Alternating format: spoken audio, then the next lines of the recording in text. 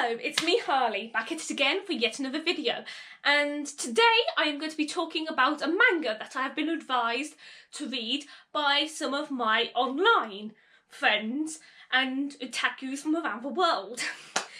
Bit of a disclaimer, if you are sensitive to mature topics and depictions of violence, I probably wouldn't advise this manga for you, because the reason why I was advised it is because a couple of my favourite genres are psychological and horror, and this manga fits into both of those categories. The manga I am talking about is Until Your Bones Rot.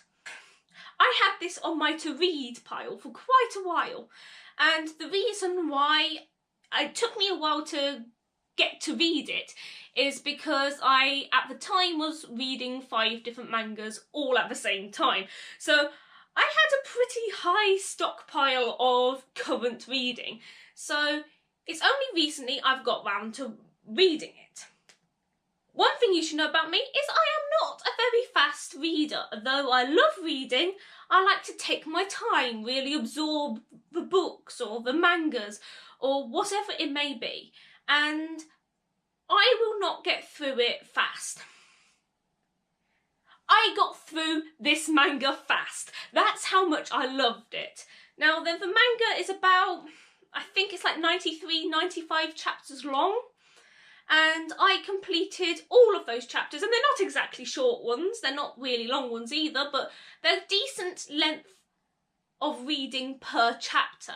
And my God, did I love it. I literally finished reading it in 2 weeks, which for me is super, super fast.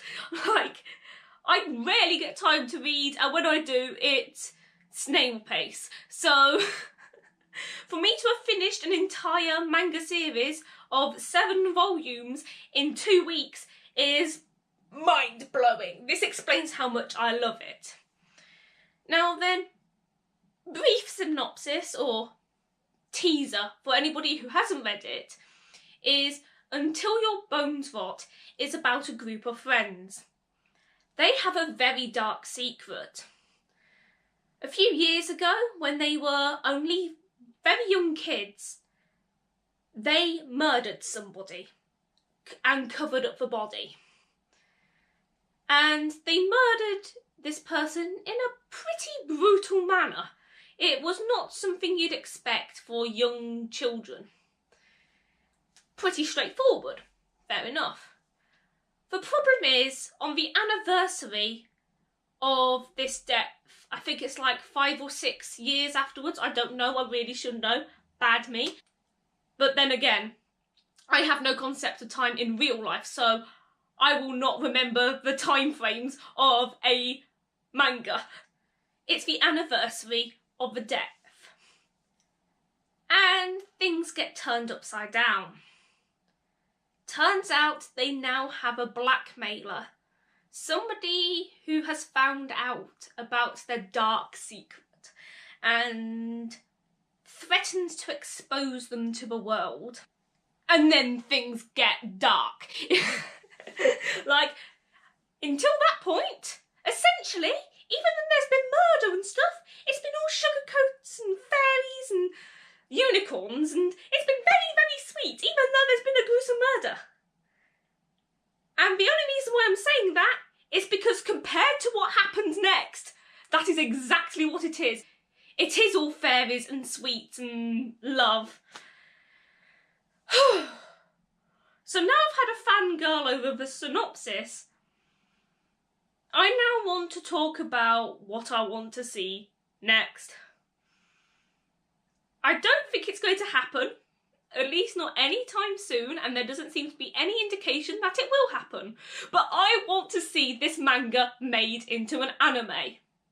Now then, there are some mangas, especially horror genre mangas, which wouldn't easily be made into an anime, wouldn't be easily changed to fit a TV-like structure. Sometimes you just can't get the same feeling across as you do in a manga, but with this one, I can really easily imagine it being adapted. it doesn't seem like it would need too much of a push to be made into a animation. And I want to see this happen. I don't know why this isn't as big as some of the other mangas I've seen. I've certainly read mangas which are considerably more popular, but they don't have anywhere near as inventive and creative storylines. And I like this because it does actually throw a couple of curveballs in. Curveballs that I wasn't expecting. And as somebody who has read a lot of horror and psychological things, not just in anime, manga and all that jazz, but I've read a lot in books and documentaries and all that jazz as well, and films and TV. It takes a lot to be able to throw a curveball in for me. I've been into this kind of stuff since I was in primary school, and believe me, I was hooked on the storyline.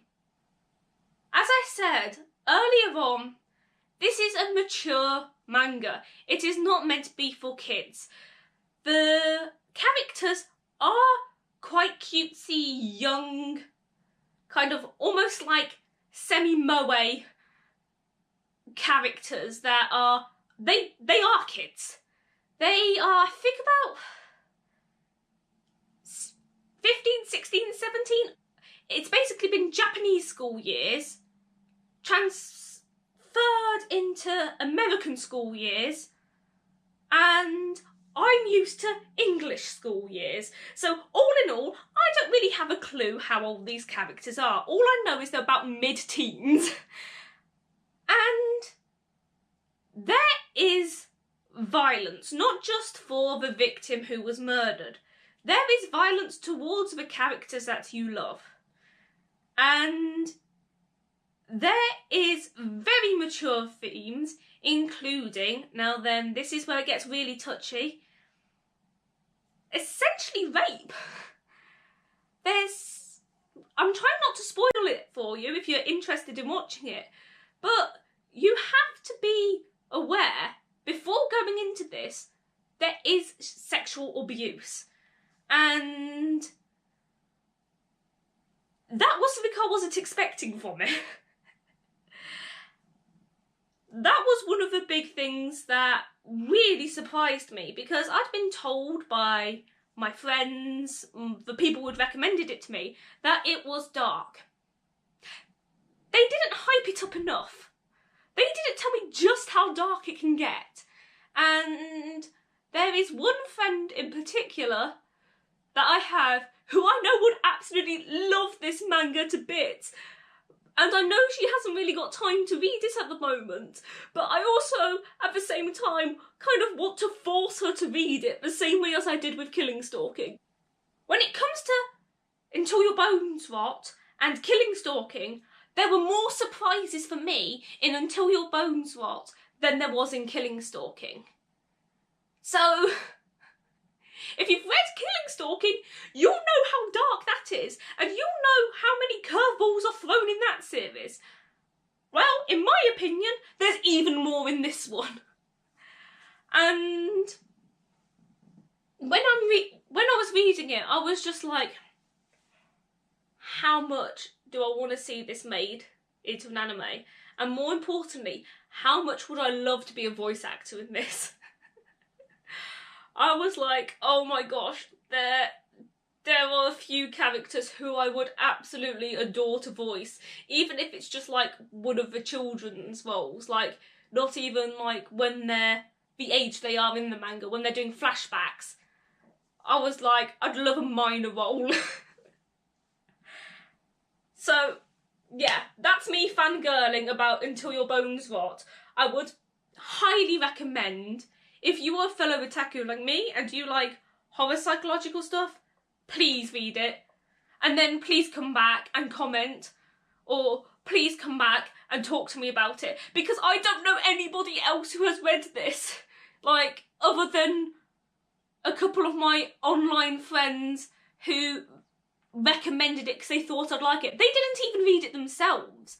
They just heard that, oh, this manga's meant to be quite enjoyable. I know somebody would like it. I'll tell her about it. They haven't read it themselves.